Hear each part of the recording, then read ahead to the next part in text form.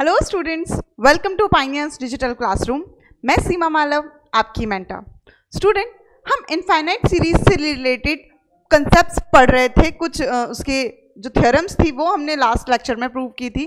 तो इसी रिदम में हम एक और इंटरेस्टिंग और बहुत ज़्यादा यूजफुल थ्योरम को आज हम स्टडी करेंगे। तो इस थ्योरम का स्टेटमेंट अगर हम देखें तो यहाँ पर प्रत्येक श्रेणी समीशन UN के अभिसारी होने के लिए, अर्थात अगर हमें पहले से दे दिया जाता है कि कोई सीरीज है जो अभिसारी है, तो उसके लिए आवश्यक प्रतिबंध है कि उसकी nth टर्म की लिमिट मींस जो nth टर्म है UN, उसका n टेंड्स टू इन्फिनिटी पर मान 0 प्राप्त होगा। ओके, तो चलिए इस थ्योरम को हम स्टार्ट करें। इस थ्योरम के स्टेटमेंट को एक बार हम दोबारा से रीराइट करने की कोशिश करते हैं, गणितीय भाषा में इसे लिखने की कोशिश करते हैं। यहां पर एक बार इस थ्योरम के स्टेटमेंट को फिर से पढ़ें कि अगर हमारे पास कोई सीरीज है जो अभिसारी है मींस कन्वर्जेंट है, अर्थात समीशन UN अभिसारी है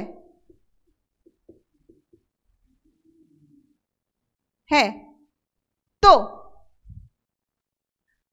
इस श्रेणी के nवें पद की जो लिमिट होगी उसका मान n टेंड्स टू इन्फिनिटी पर 0 होगा। अर्थात अगर सीरीज अभिसारी है तो हम लिख सकते हैं limit n tends to infinity UN is equal to 0। ये इस थ्योरम का स्टेटमेंट है जो हमें प्रूव करना है। ओके, तो चलिए स्टार्ट करते हैं। यहां से मान लेते हैं, माना Sn अनंत श्रेणी समीशन UN के n पदों का योगफल है, या ये कहें आंशिक योगफल है। ये कंसेप्ट हम हमारे लास्ट लेक्चर में पढ़ चुके हैं कि Sn को हम प्रथम अनंत श्रेणी के प्रथम n पदों का योगफल कहते हैं। ठीक है, तो आंशिक योगफल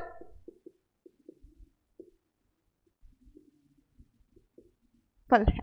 ओके, अब चूंकि हमें ये इंफॉर्मेशन गिवन है कि जो सीरीज है वो कन्वर्जेंट है, यहां पर चूंकि समीशन UN अभिसारी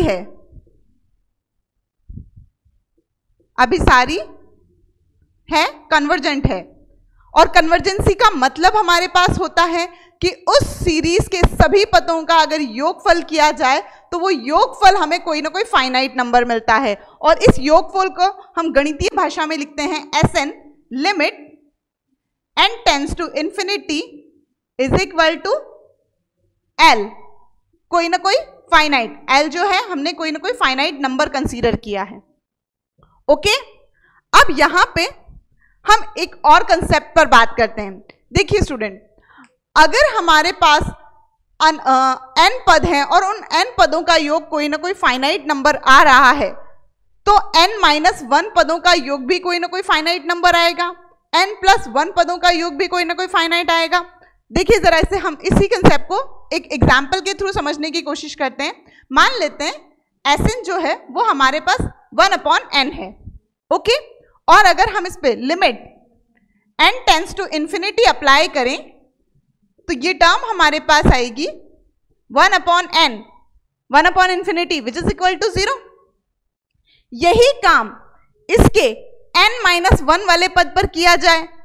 सपोज n-1 की अगर हम बात करें तो ये टर्म हमारे पास आएगी n-1, और अब अगर हम यहां पे लिमिट अप्लाई करें तो आप यहां पर लिमिट अप्लाई करके देखिए n tends to infinity, n को इन्फिनिटी तक लेके जाइए तो देखिए रिजल्ट हमारे पास क्या जनरेट होगा। Again infinity -1, that mean 1/infinity, 1/infinity means again हमारे पास 0 आया।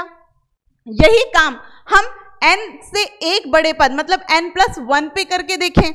Suppose n+1 limit n tends to infinity, हम n की जगह पर n+1 रिप्लेस करें तो ये टर्म हमारे पास क्या जनरेट होगी, n+1, और जैसे ही आप इस पर लिमिट अप्लाई करेंगे n टेंड्स टू इन्फिनिटी, ये अगेन 1/infinity +1 बनेगी जो हमें दोबारा इन्फिनिटी देगा, और जैसे ही ये हमें इन्फिनिटी देगा 1/infinity की वैल्यू फिर से 0 हो जाएगी। ओके, तो यहां से हमें एक चीज बहुत अच्छे से समझ सकते हैं कि अगर किसी भी श्रेणी के n पदों का योग कोई फाइनाइट आता है या इनफाइनाइट आता है, तो उस श्रेणी में अगर हम किसी एक कुछ पदों को हटा दें या कुछ पदों को जोड़ दें, तो उस श्रेणी के योगफल पर कोई फर्क नहीं पड़ता, कोई प्रभाव नहीं पड़ता।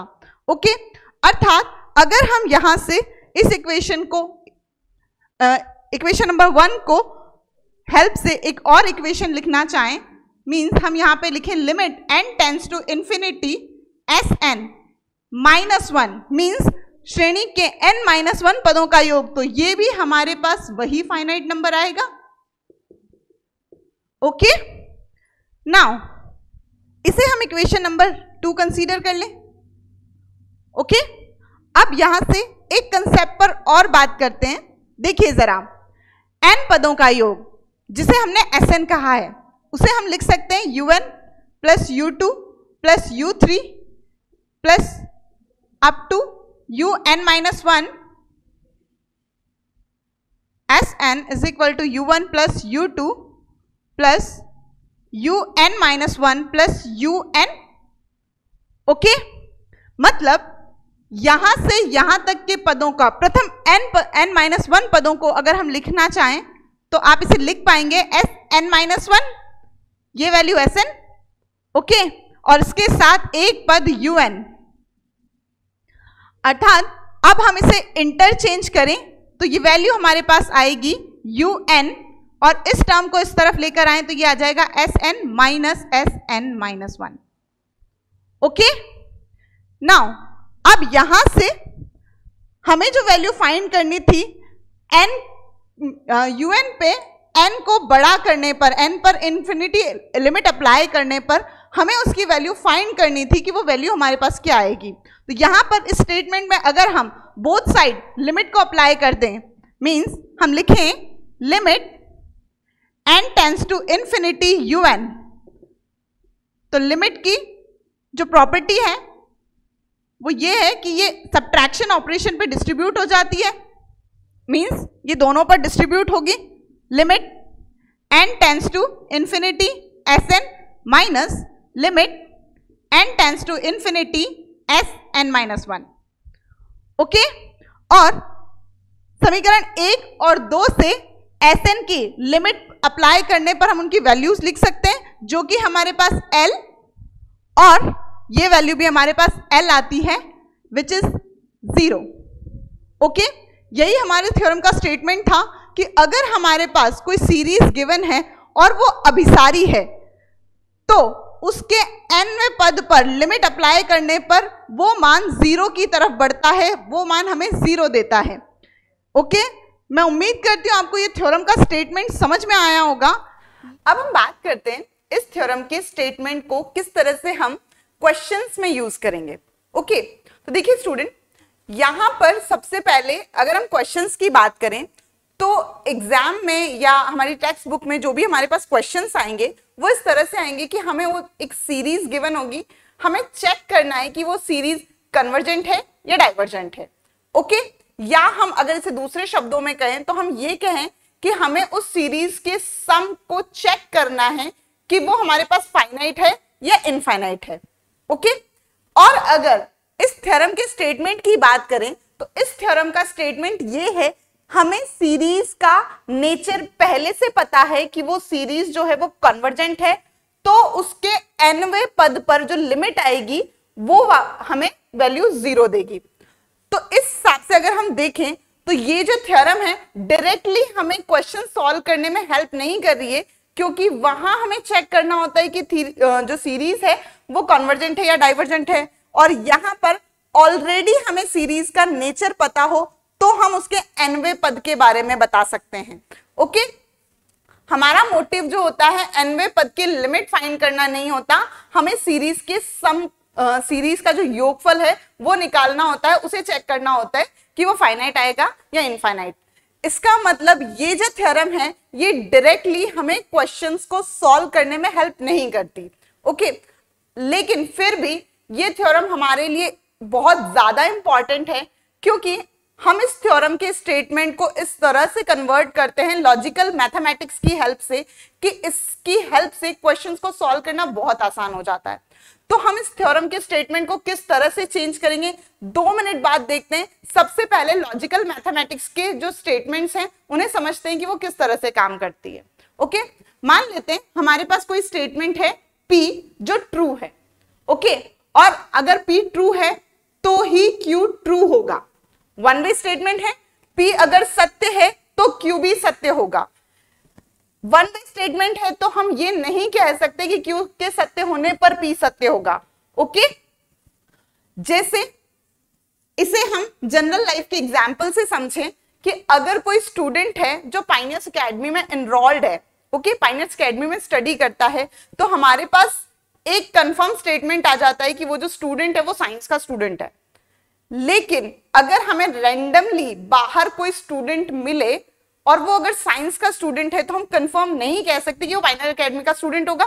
साइंस के और भी बहुत सारे इंस्टीट्यूट्स हैं जहां पर बच्चे स्टडी करते हैं। ओके, मींस अगर कोई स्टूडेंट पाइनियर्स एकेडमी का स्टूडेंट है तो कंफर्म है कि वो साइंस का स्टूडेंट है, लेकिन स्टूडेंट के साइंस का होने पर यह चीज कंफर्म नहीं होती कि वो पाइनियर्स एकेडमी का स्टूडेंट है। ओके, अब लॉजिकल जो मैथमेटिक्स है इस स्टेटमेंट को एक और फॉर्मेट में लिखती है। ओके, तो देखिए जरा, जिसे हम कहते हैं नेगेशन स्टेटमेंट। मींस P के होने पर Q होगा, लेकिन Q के होने पर हमारे पास 2 कंडीशन है, P हो भी सकता है और नहीं भी। लेकिन अगर Q नहीं होता है तो ये कंफर्म है कि P भी नहीं होगा। मींस अगर कोई स्टूडेंट, हम अपने उसी एग्जाम्पल की बात करते हैं, अगर कोई स्टूडेंट साइंस का स्टूडेंट नहीं है, साइंस की किसी थीम से जुड़ा हुआ नहीं है, तो ये श्योर है कि वो पाइनियर्स एकेडमी का स्टूडेंट नहीं होगा। इसी स्टेटमेंट को हम कहते हैं नेगेशन स्टेटमेंट। ओके, तो देखिए जरा, इस नेगेशन स्टेटमेंट को हम हमारी जो थ्योरम है उसमें किस तरह से यूज करते हैं। यहां पर इस स्टेटमेंट को माने P कि P के होने पर Q होता है, इसका मतलब Q के नहीं होने पर P नहीं होगा। मींस अगर मैं यहां से इस स्टेटमेंट को लिखना चाहूं तो हम लिख सकते हैं limit n tends to infinity un is not equal to 0। इसे बोलेंगे negation of Q। This implies negation of P, that mean un is not convergent, या ये कहें un अभिसारी नहीं होगा, नहीं है। ओके, समीशन यून अगर अभिसारी नहीं है, कन्वर्जेंट नहीं है, और यहां हम बात कर रहे हैं पॉजिटिव टर्म सीरीज की, तो यहां पर पॉजिटिव टर्म सीरीज में सिर्फ 2 ही नेचर होते हैं, या तो कन्वर्जेंट या डाइवर्जेंट। अगर ये सीरीज कन्वर्जेंट नहीं है तो श्योर है कि समीशन यूएन जो है वो डाइवर्जेंट होगी, अपसारी होगी। ओके, तो यहां से हम अगर स्टेटमेंट, इस थ्योरम से रिलेटेड कुछ स्टेटमेंट लिखना चाहें तो हम लिख सकते हैं, फर्स्ट ऑफ ऑल, अगर जो इसका स्टेटमेंट है सीरीज कॉन्वर्जेंट है तो हम कहेंगे limit n tends to infinity पर summation un is equal to 0। इसका second result, if limit n tends to infinity summation un is equal to 0, अगर 0 है तो हमारे पास यहां पर 2 केस आते हैं कि समीशन un इज कॉन्वर्जेंट, या ये कहें मे बी कॉन्वर्जेंट,